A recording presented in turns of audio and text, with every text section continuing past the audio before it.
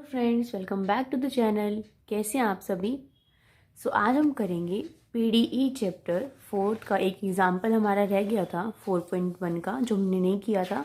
बाकी सारे एग्जाम्पल्स और सारे क्वेश्चंस मैं आपको करा चुकी हूँ ऑलरेडी, और इसमें आपको डाउट भी है, तो हम आज इस एग्जाम्पल को करेंगे। एग्जाम्पल 9 है, इसकी स्टेटमेंट मैं नोट कर लेती हूँ, फिर हम इसको सॉल्व करेंगे। ठीक है, 9th एग्जाम्पल है। इसकी स्टेटमेंट है d³ -7d(d)² -6d' z is equals to x² plus xy² plus y³ plus cos of x minus Y. Example important भी है, आया भी हुआ है।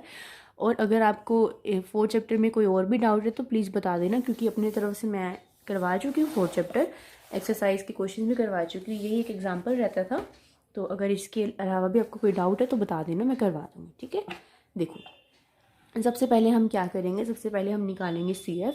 तो CF को निकालने के लिए सबसे पहले मुझे इसको ऑक्सिलरी इक्वेशन में कन्वर्ट करना होगा, और आपको पता ही है कि ऑक्सिलरी इक्वेशन में हम इसको कैसे कन्वर्ट करेंगे। देखो, ऑक्सिलरी इक्वेशन में कन्वर्ट करने के लिए D को रिप्लेस करते हैं M से और D' को रिप्लेस करते हैं 1 से। तो जहाँ जहाँ D है वहाँ वहाँ M पुट कर देती हूँ मैं, तो ये बन जाएगा m³ -7m। जहाँ जहाँ D' है वहाँ 1 पुट करना है, 1² -6 1 का क्यूब इज इक्वल्स टू 0। तो ये इक्वेशन क्या बन जाएगी, इक्वेशन बन जाएगी m³ -7m -6 is equals to 0। ठीक है, अब हमें इसकी रूट्स निकालने। अब ये क्वाड्रेटिक इक्वेशन तो है नहीं, तो हम इसके क्वाड्रेटिक वाले मेथड से तो रूट्स निकाल नहीं पाएंगे। इसके लिए हम क्या करेंगे, hit and trial method apply करेंगे। तो सबसे पहले मैं क्या करती हूँ, मैं पुट करके देखती हूँ m को 1, पुट m इक्वल्स टू 1। तो m को 1 पुट करो, ये क्या बन जाएगी इक्वेशन, 1³ -7 × 1 -6 इज इक्वल्स टू 0। अब ये क्या बन जाएगी, 1 -7 -6 इक्वल्स टू 0, 1 -13 इक्वल्स टू 0। क्या ये 0 के इक्वल है, तो 0 के इक्वल नहीं आई, तो m इक्वल्स यानी कि 1 इसका रूट नहीं है। अब इसको मैं पुट करके देखती हूँ, -1 पुट m इक्वल्स टू -1। तो क्या बन जाएगा, -1 का क्यूब -7 -1 -6, ये क्या बन जाएगा, -1 और टाइम्स में मल्टीप्लाई करूँगी तो -1, ये क्या बन जाएगा, माइनस माइनस प्लस 7 -6। तो -1 -6 -7 + 7, ये क्या बन गया, 0। इट मीन्स m -1 इसका क्या है, रूट है। m is equals to -1 is the root of equation, और यू कैन से, आप क्या कह सकते हो इसकी जगह, आप ऐसे भी कह सकते हो m + 1 is the root of equation. कौन सी इक्वेशन का रूट है ये, m³ -7m -6 is equals to 0। अब अगर ये इसका रूट है तो इस इक्वेशन को सेटिस्फाई करेगा, तो मतलब मैं इसको इससे डिवाइड कर सकती हूँ ताकि मुझे और फर्दर रूट्स मिल जाए, क्योंकि ये इक्वेशन हमारी क्यूब में है तो मुझे इसके 3 रूट्स मिलेंगे। एक रूट तो यहाँ से मिल गया, अभी 2 रूट्स और निकालने बाकी रहते हैं, तो मैं क्या करती हूँ, इसको डिवाइड कर देती हूँ, m³ -7m -6। अब यहाँ पे m है, यहाँ पे m³ है, इसको m³ बनाने के लिए मुझे इसको m² से मल्टीप्लाई करना पड़ेगा, तो यहाँ क्या आ जाएगा, m²। ये क्या बन गया, m³। m² को 1 से मल्टीप्लाई करोगे क्या आएगा, m²। यहाँ पे कोई m² वाली टर्म नहीं है, तो हम उसको साइड में अलग से लिख लेते हैं, दैट इज m²। अब हम क्या करते हैं, इसके साइन चेंज, ये प्लस है इसका माइनस बन जाएगा, ये प्लस है इसका माइनस बन जाएगा, प्लस माइनस कैंसिल हो जाएंगे, और फिर ये वाली टर्म नहीं लिखनी, पहले ये लिखनी है, जिसकी हायर पावर होती है वो आगे रखना है, फिर स्मॉलर फिर स्मॉलर। तो क्या बन गई, -m² -7m -6। ठीक है, अब ये m है, ये m² है, वो भी माइनस का, इसको बनाने के लिए मुझे क्या करना पड़ेगा, -m से मल्टीप्लाई, ये क्या बन जाएगा, -m² -m, यही बनेगा। अब फिर से साइन चेंज कर दो, माइनस से प्लस बना दो, माइनस से प्लस बना दो, ये कैंसिल आउट हो जाएगा, -7m + m क्या बन जाएगा, -6m, और ये क्या है, -6। ये m है, ये -6m है, इसको सेम बनाने के लिए मुझे -6 से मल्टीप्लाई करना पड़ेगा, ये क्या आ जाएगा, -6m plus minus is minus -6, दोनों ही माइनस है, दोनों प्लस बन जाएंगे, प्लस माइनस कैंसिल होकर क्या बन जाएगा, 0। तो जब मैंने इसको इससे डिवाइड किया तो क्वाड्रेटिक इक्वेशन क्या आ गई, m² -m -6। अब हमें क्या पता है कि m² -m -6 इसकी इक्वेशन आ गई, तो अब हम यहाँ से क्या करेंगे, यहाँ से रूट्स निकालेंगे। अभी क्वाड्रेटिक इक्वेशन है, अब हमें क्या करना है, हमें ऐसे दो वैल्यूज को चूज करना है कि जिसको मल्टीप्लाई करके तो क्या आए, -6 आए, और ऐड या सब्ट्रैक्ट करके -1m आए। तो ऐसे कौन से नंबर है जिनको मल्टीप्लाई करके 6 आता है, या तो 6 और 1, या फिर 2 और 3। अगर 6 और 1 में लूँगी तो यहाँ पे ये सेटिस्फाई नहीं होगा तो मुझे क्या लेने पड़ेंगे 2 और 3। अब 2 और 3 तो हम ले लेंगे, बट हमें क्या देखना पड़ेगा, साइन देखना पड़ेगा कि मैं किसको पॉजिटिव लूँ और किसको नेगेटिव लूँ। मुझे माइनस का 6 चाहिए मल्टीप्लाई करके, और ऐड या सब्ट्रैक्ट करने के बाद मुझे माइनस का m चाहिए। तो अगर मैं इसको माइनस ले लूँ, इसको प्लस ले लूँ, क्या बन जाएगा -6, और ये बड़ा है इस वजह से -m आ जाएगा। तो ये हमारी रूट्स बन गई। यहाँ से m कॉमन ले लो, m+2, यहाँ से -3 कॉमन ले लो, m+2 is equals to 0. So m-3 is equals to 0. It means m equals to 3 is the root, and m+2 is equals to 0. It means m is equals to -2 is the root. So finally हमारे पास roots क्या आ गए equation के, हमारे पास roots आ गए। Roots of equation are -1, यहाँ से -1 आया था, यहाँ से आ गया -2, और यहाँ से क्या आ गया 3। ठीक है, अब हम क्या निकालते हैं CF। तो CF निकालने का मेथड हमारा क्या होता है, phi1 y minus M X, phi2 y minus M X plus phi3, यही होता है ना, phi2 y minus M X plus phi3 y minus M X. तो यहाँ पे m फर्स्ट केस की अगर मैं बात करूँ क्या है -1, तो ये क्या बन जाएगा, ये क्या बन जाएगा आपका phi1 y, m क्या है, m है -1, तो -1 इंटू माइनस क्या बन जाएगा प्लस, सो ये क्या बन जाएगा, -1 की वैल्यू पुट कर देते हैं ना हम, y minus x plus phi2। m again second के लिए क्या है -2, तो ये क्या बन जाएगा y minus 2x plus phi3, और ये क्या बन जाएगा y प्लस 3x। ठीक है, तो ये क्या आ गया आपका, ये आ गया CF। CF क्या आ गया, phi1 y minus x plus phi2 y minus 2x plus phi3 y plus 3x। Okay, ये आ गया आपका CF। ये प्लस होता है, सॉरी गलती से मैंने माइनस बोल दिया, ये प्लस होगा। तो जब हम इसको कंपेयर करेंगे तो क्या आएगा -1, इसको कंपेयर करेंगे तो +2, और इसको कंपेयर करेंगे तो -3। ठीक है, अब देखो, अब CF निकल गया। अब जो मेन पार्ट है इसमें जिसमें आपको कन्फ्यूजन हुई होगी वो है PI, क्योंकि इसका PI है तो बहुत इजी, बट इसकी जो कैलकुलेशन है वो थोड़ी सी लेंदी है। तो हम देख लेते हैं कैसे निकालते हैं। PI के लिए हम क्या करते हैं, इस इक्वेशन को इसके नीचे लेके आते हैं। तो ये इक्वेशन मेरे पास क्या बन जाएगी जब मैं PI निकालूंगी, 1/d³ minus 7d minus 6d³, और साथ में ये वाली टर्म एज इट इज आ जाएगी। तो ये टर्म क्या है, x² plus xy² plus y³ प्लस कोस ऑफ x माइनस वाई। ठीक है, अब हम क्या करेंगे, ये एक पार्ट है हमारा, ये क्वाड्रेटिक इक्वेशन में, ये कॉस में फंक्शन है, तो ये दो अलग अलग हम इसको कंसीडर कर लेंगे। तो इसको एक बार इसके साथ सॉल्व करेंगे और इसको एक बार इसके साथ सॉल्व करेंगे। तो मैं क्या लिख सकती हूँ, मैं इसको ऐसे लिख देती हूँ, 1/d³ minus 7d² minus 6d³ साथ में यहाँ पे लिख देती हूँ मैं x² plus xy² plus y³ प्लस 1/d³ minus 7d² minus 6d³, और इसके साथ मैं लिख देती हूँ cos of x minus Y. Clear है। अब मैं इसको I1 और I2 दो कंसिडर कर लेती हूँ, दैट इज़ ये मेरा I1 पार्ट है और ये I2 पार्ट है। एक बार हम I1 को सॉल्व करेंगे अलग से, I2 को अलग से सॉल्व करेंगे, दोनों को ऐड करेंगे तो हमारा PI आ जाएगा। तो यहाँ पे लिख लो इसको, I1 is equals to 1/d³ minus 7d² minus 6d³ और साथ में x² plus xy² plus y³।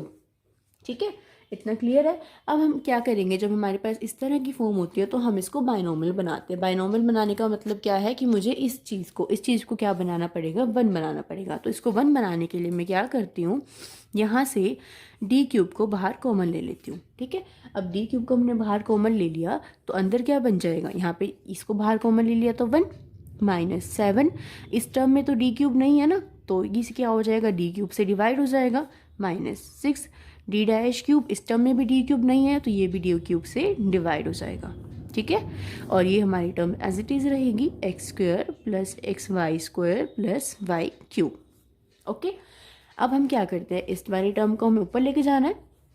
उसके लिए सबसे पहले मैं इसको हम फर्दर सॉल्व कर लेते हैं। देखो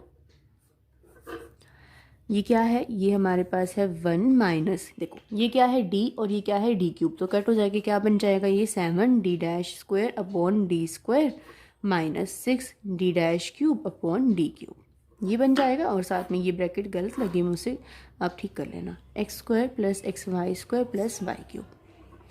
अब हम क्या करेंगे, हम इस टर्म को ऊपर ले जाएंगे, तो ऊपर ले जाने के बाद हमारे पास क्या बन जाएगा, हमारे पास बन जाएगा I1 equals to 1/d³ 1 minus minus common ले लेती हूँ मैं, और अंदर क्या बच जाएगा 7d² माइनस 6d³ देखो मैं माइनस कॉमन ले रही हूँ तो माइनस बाहर ले लिया और ये प्लस बन गई, और ये ऊपर जाके क्या बन जाएगी, इसकी पावर -1, इसकी पावर नीचे भी +1 है, ऊपर जाके क्या बन जाएगी -1। ये पूरी टर्म एक ब्रैकेट में है, क्लियर है इतना।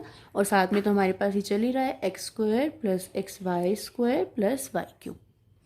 अब हम क्या करेंगे, हम इसको बायनोमियल वाला थ्योरम, बायनोमियल का जो हमारा फॉर्मूला होता है वो अप्लाई करेंगे। ये 1 माइनस n की पावर x बन रहा है, x की पावर n बन रहा है, तो ये माइनस माइनस प्लस हो जाता है, तो क्या बन जाएगी equation I1 is equals to 1/d³, और ये क्या बन जाएगा 1 minus minus plus that is 1 plus 7d² upon d² और प्लस 6d³ ये टर्म आ जाएगी, प्लस अपसोन ऐसे बहुत सारी टर्म होगी, और साथ में क्या चल रहा है, साथ में तो ये चल ही रहा है X square plus X Y square plus Y cube. Clear है। अब हमारा जो भी सिंप्लीफाई का जो भी हमारा काम था वो सब सॉल्व हो चुका है। अब हमारा जो काम रह गया वो रह गया इंटीग्रेशन करना। तो इंटीग्रेशन करने के लिए क्या करो, सबसे पहले तो 1/d³ को अंदर मल्टीप्लाई करो और इस वाली टर्म को भी सबके साथ अंदर मल्टीप्लाई करो। तो अंदर मल्टीप्लाई करने के बाद क्या बन जाएगा, देखो 1/d³ को मैं इससे मल्टीप्लाई करूँगी और साथ में ये भी है, तो 1/d³ के साथ ये आ जाएगा 1/d³ X square plus X Y square plus Y cube plus क्या बन जाएगा, देखो 7d' इसकी मल्टीप्लाई इसके साथ करूँगी तो 7d' अपॉन d² की मल्टीप्लाई d³ के साथ करूँगी। कैसे करते हैं मल्टीप्लाई, बेस सेम है तो पावर ऐड हो जाएंगी, तो क्या बन जाएगा d⁵। समझ आ गया। और साथ में हमारे पास क्या आ जाएगा अंदर, ये आ जाएगा X square plus X Y square plus Y cube, ठीक है, प्लस इसकी मल्टीप्लाई करेंगे तो क्या आएगा 6d³ अपॉन d³ की मल्टीप्लाई d³ के साथ करोगे क्या आएगा d⁵ और साथ में क्या आ जाएगा ये X square plus X Y square plus Y cube. समझ आ गया इतना। अब हमें क्या करना है, हम इसको सॉल्व करेंगे। देखो सॉल्व करने से पहले मैं आपको बता देती हूँ, देखो d क्या होता है, d का मतलब होता है differentiation with respect to x और d' का मतलब होता है differentiation with respect to y। और अगर 1/d है तो उसका मतलब होता है integration with respect to x, और अगर 1/d' है तो उसका मतलब होता है integration with respect to y। ठीक है, तो अब हमें इसका इंटीग्रेशन करना है। तो देखो 1/d³ है, 1/d³ का मतलब क्या है कि इस टर्म का आपको इंटीग्रेशन करना है विद रिस्पेक्ट टू x और वो भी 3 बार। और अगर इस वाली टर्म की बात करूँ मैं, तो पहले हम ऊपर वाला पार्ट सॉल्व करेंगे, नीचे वाले को बाद में सॉल्व करेंगे। तो d' का मतलब क्या है कि इस टर्म का डिफ्रेंशिएशन करो विद रिस्पेक्ट टू y, फिर जो वैल्यू आएगी दोबारा से उसका डिफ्रेंशिएशन करो विद रिस्पेक्ट टू y। और यहाँ पे इसका मतलब क्या है कि इस वाली टर्म का differentiation with respect to y 3 बार करो, और इसका मतलब क्या है integration with respect to x 6 बार। ठीक है, तो अब हम इसको सॉल्व करते हैं। देखो कैसे करेंगे, ये 1/d³ है, तो एक बार पहले मैं इसको 1/d² को बाहर रखती हूँ, 1/d अंदर ले जाती हूँ, मतलब इसका इंटीग्रेशन करती हूँ मैं एक बार विद रिस्पेक्ट टू x।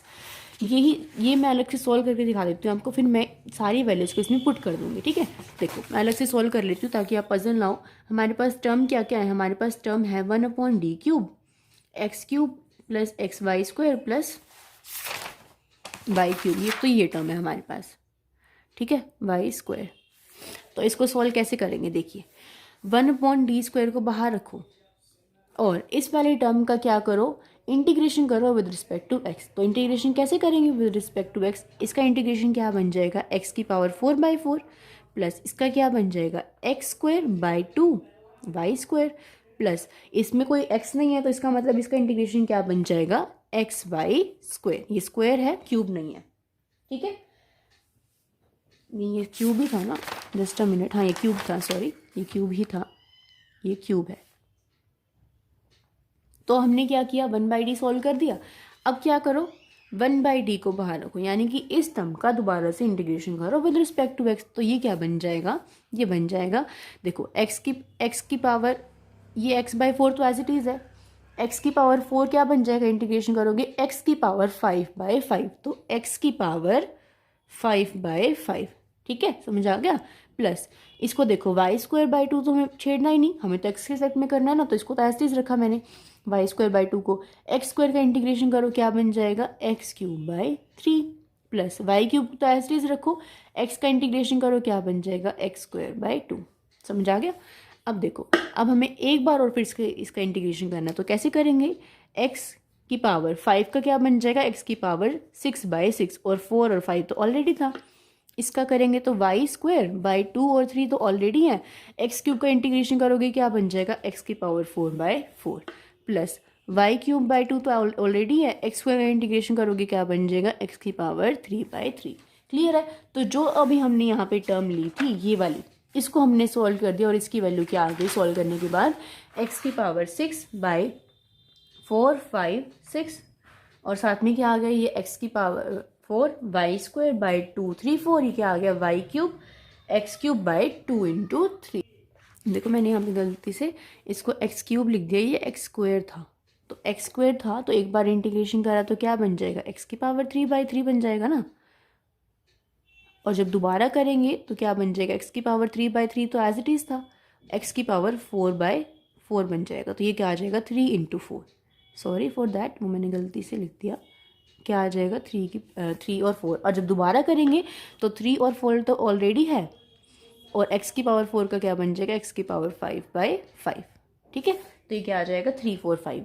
देखो ये x² था तो x² का इंटीग्रेशन करोगे x³ बन जाएगा, तो 1/3 को बाहर रख लो, x³ का इंटीग्रेशन x4/4, तो ये x की पावर 4/4 बन जाएगा, फिर 3 और 4 तो ऑलरेडी हैं, तो x की पावर 4 का इंटीग्रेशन क्या बन जाएगा x की पावर 5/5, ठीक है।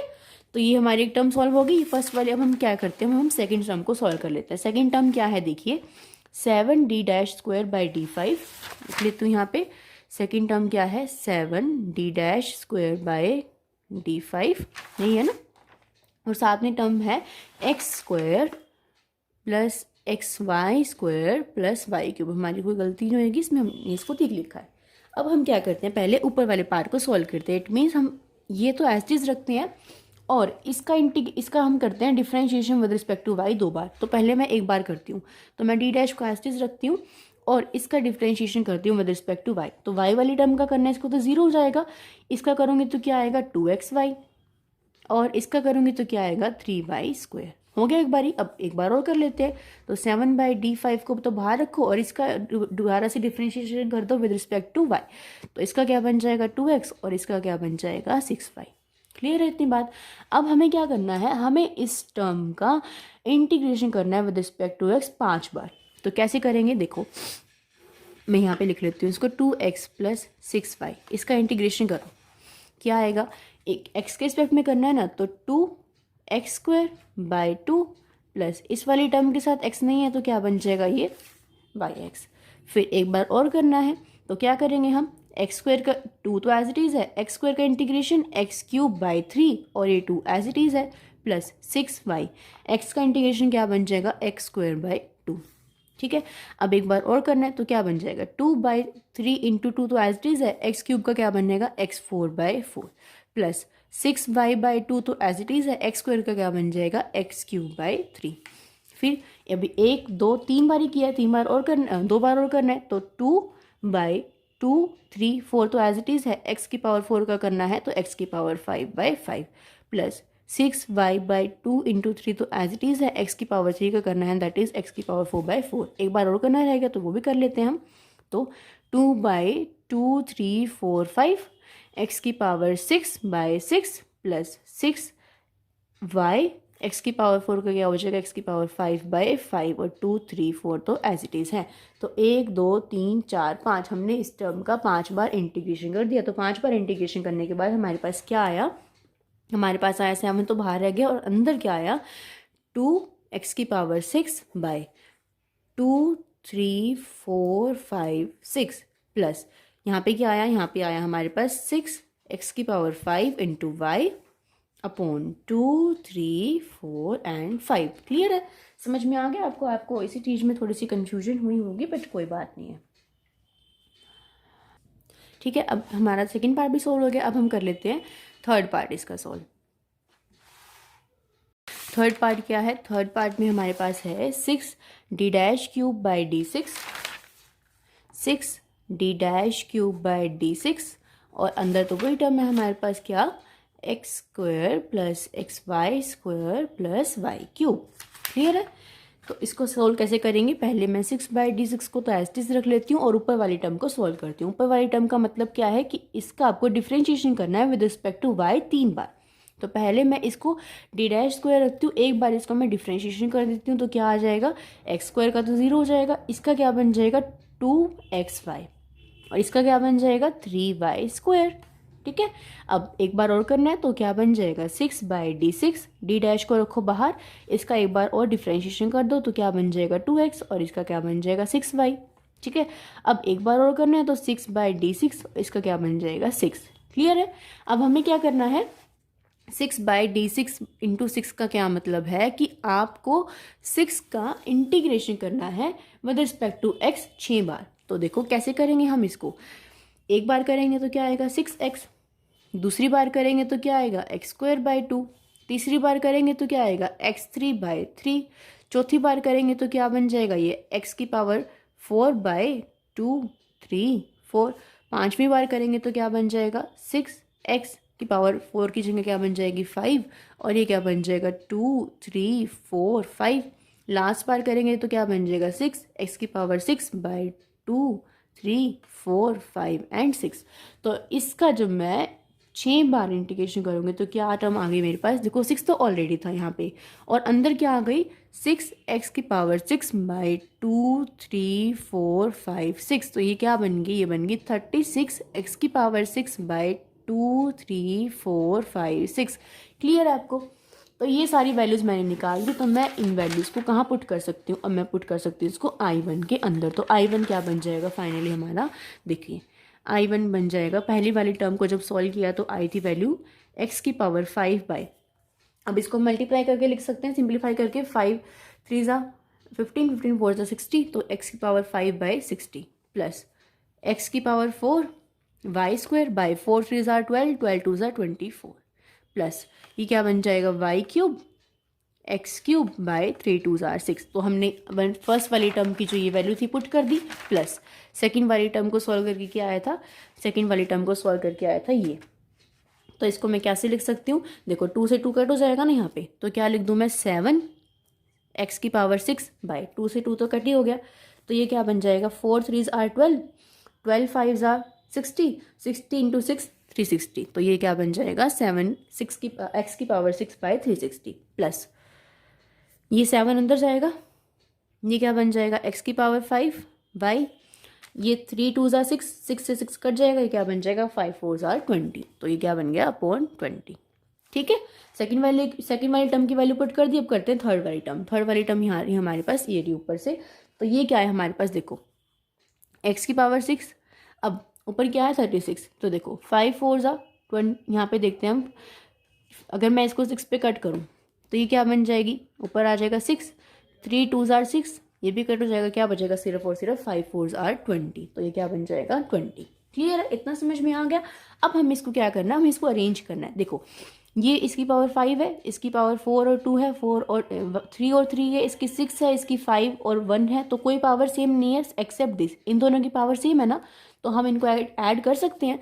तो मैं इसको क्या करती हूँ, ऐसे ऐड कर देती हूँ, that is 7x⁵6/360 plus x⁵6/20 और बाकी वाली टर्म्स को मैं एज इट इज लिख देती हूँ, that is x⁵5/60 plus x⁴ y²/24 plus y3x3/6 plus 7x⁵5 into y/20। तो इसको हम ऐड करेंगे तो 360 हमारा एलसीएम आ जाएगा, यहाँ पे आ जाएगा हमारा 7x⁵6। जब आप इसको डिवाइड करोगे तो क्या आएगा, 0 से 0 कट जाएगा, दैट इज 18, तो 18x⁵6 और इसको ऐड करोगे तो ये हमारा ऐड करने के बाद क्या बन जाएगा 25x⁵6/360 plus x⁵5/60 plus x⁴ y²/24 plus y3x³/6 plus 7x⁵5/y/2 20 तो समझ आ गया आपको। तो ये था हमारा I1। तो मुझे लगता है आपको जो दिक्कत हुई होगी थोड़ी भी, वो इसी क्वेश्चन इसी पार्ट को निकालने में हुई होगी, I1 को निकालने में। मैं आपको I2 पार्ट भी निकाल के दिखा देती हूँ, बट हमारी वीडियो फिर ज़्यादा लेंदी हो जाएगी, तो मैं I2 आपको वैसे बता देती हूँ ऑरली। ठीक है, देखो I2 कैसे निकाल रखा है। ये वाली टर्म है हमारे पास। अब इसको हम 3 फैक्टर्स में डिवाइड कर लेते हैं। इन 3 फैक्टर्स को डिवाइड करने का जो तरीका होता है वो मैंने आपको पहले भी बता रखा है, दोबारा से बता देती हूँ। यहाँ पे फैक्टर्स क्या हैं, m -1 -2 -3। इट मीन्स मैं इसको लिख सकती हूँ m+1 m+2 और m-3। आपको पता है कि m हमें किसको बोलते हैं, m d को बोलते हैं, और 1 किसको बोलते हैं, d' को बोलते हैं। मैं इसको ये लिख सकती हूँ, इसको मैं क्या लिख सकती हूँ, d + 2d'। इसको मैं लिख सकती हूँ d - 3d'। तो ये 3 वैल्यूज बन गई। तो मैंने I2 को इन तीनों में ब्रेक कर दिया, cos ऑफ x - y। ठीक है, अब एक पार्ट को बाहर रखा और ये 2 पार्ट अंदर रखे। d को हम पुट करते हैं 1 और d' को हम पुट करते हैं -1। तो यहाँ पे d को 1 पुट कर दिया, d' को -1 पुट कर दिया, d को 1 पुट कर दिया, d' को -1 पुट कर दिया, और साथ में इसका इंटीग्रेशन। ठीक है, इसको सॉल्व किया तो आया -1 × 4। तो ये क्या बन गया, -1/4। और इसका इंटीग्रेशन करना है 2 बार। तो जब आप cos u का इंटीग्रेशन एक बार करोगे आएगा sin u, और इसका इंटीग्रेशन दोबारा करोगे क्या आएगा, माइनस का cos u। तो ये क्या आ गया, माइनस का cos u। ठीक है, अब u की वैल्यू अपने पुट कर दी। ये माइनस था, ये माइनस था, माइनस माइनस प्लस बन गई x - y। जब आप यहाँ पे d को 1 पुट करोगे, d' को -1 पुट करोगे, तो ये 0 बन जाएगा। 0 मतलब केस ऑफ फेलियर। तो केस ऑफ फेलियर बनेगा, तो मैंने इसको इससे कंपेयर करा, इस वाले फॉर्मूले से। तो यहाँ से कंपेयर करने के बाद इसका कोफिशिएंट क्या है, 1। तो b की वैल्यू क्या है, 1। a की वैल्यू क्या है, -1। ठीक है, यहाँ पे हमने फॉर्मूला क्या लगा दिया, x की पावर n/b की power n × n factorial. x यहाँ पे x ही है, n का मतलब क्या होता है, इसकी पावर यहाँ 1 है, तो ये क्या बन जाएगा, 1/b। b यहाँ पे कितना है, 1, तो 1 की power 1 factorial cos of x - y। तो ये क्या आ गया, 1/4 x cos of x - y। तो ये I2 हमारा बिल्कुल छोटा सा था। अब आपकी बुक में इसको निकालने का दूसरा तरीका भी दे रखा है, आपकी मर्जी, आप किसी से भी इसको कर सकते हो। उसमें क्या है, उसमें ये है, इस वाले फैक्टर को तो बाहर रखा, इन दोनों के अंदर मल्टीप्लिकेशन कर दी, और मल्टीप्लिकेशन करने के बाद d² को -1 से रिप्लेस कर दिया, d' को 1 से, d² को -1 से रिप्लेस करने के बाद ये वैल्यू आ गई। और फिर y को क्या पुट कर दिया, y को पुट कर दिया c+x। उसके बाद ये आ गया, तो ये कट जाएगा, तो ये बचेगा आपके पास। तो आपने दोबारा से x की वैल्यू को c की वैल्यू को पुट कर दिया, तो आंसर आ गया ये। तो आपकी मर्जी है कि आप आई को ऐसे निकालो, ऐसे निकालो, जैसे भी आपको समझ में आता है वैसे निकाल लो। और फिर I1 तो हमने निकाल के दिखा दिया आपको, मैंने आपको I2 उन्होंने निकाल के दिखा दिया। तो लास्ट में जनरल सोल्यूशन क्या बन जाएगा, CF + I1 + I2। तो ये आपके क्या आ गया, पूरे क्वेश्चन का general solution. So I hope कि आपको इस क्वेश्चन में जो भी डाउट था वो भी क्लियर हो गया होगा। मैंने आपको बहुत अच्छे से समझाने की पूरी कोशिश की है। फिर भी अगर आपको कुछ भी नहीं समझ में आता है तो आप मुझसे पूछ सकते हो। इस चैप्टर का कोई भी अगर डाउट है तो वो भी आप मुझे बता देना, ठीक है। So see you guys in the next video. Till then bye bye, take care, keep watching, keep studying.